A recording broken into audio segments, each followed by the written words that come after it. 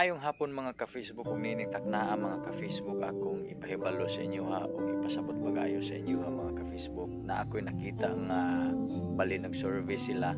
gipo sa social media ug ipahibalo dito mga ka-Facebook para sa tuwang tanan kay atong nadungog karon mga ka-Facebook nga kusog kayo ang kining gipalakaw nga istorya nga ipa-impeach ang ato ang VP Sara. So isip taga Mindanao mga ka-Facebook,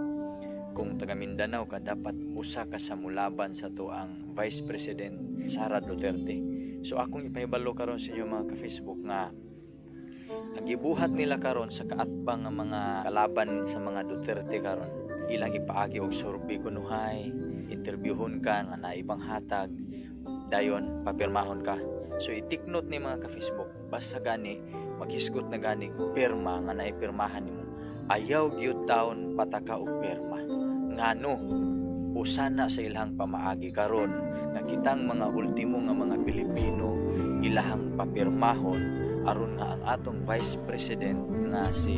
Sara Duterte ma-impeach gikan sa ihang pwesto. So atong gamiton ang atong mga utok, atong mga hunahuna mga ka-Facebook na kung naaga ni papirmahan bisan si kinsa nga magsuroy-suroy dinhi sa atong barangay, sa atong syudad, kung asa man ta dapita na magsuroy-suroy kay magsurvey kunuhay na imang hatag pila ka buok papirmahon ta kung pila ta ka buok dili yun ta mo patakag pirma mga ka-Facebook kay akong ipahibalo sa inyo ha sa tinud-anay yun mga ka-Facebook sumala sa akong nahibaluan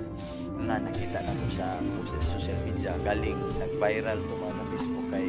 daghan yun ang nituo adto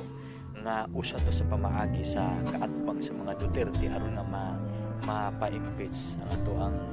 VP Sara. Kunuhay nagsurvey, balik-baliko na ako kunuhay nga nagsurvey, papirmahon kay na ipanghatag pero ang tinuod di ay mga ka-Facebook ang tumong ang tuyo nila ato nga papirmahon ta aron sa pag-impeach sa tuang Vice President. So gamito na to ang ato mga utok, gamito na to ang dili ta patagag pirma mga ka-Facebook labi na og wala ta nakasabot kung unsay ato ang gipirmahan. So God bless us all mga ka-Facebook.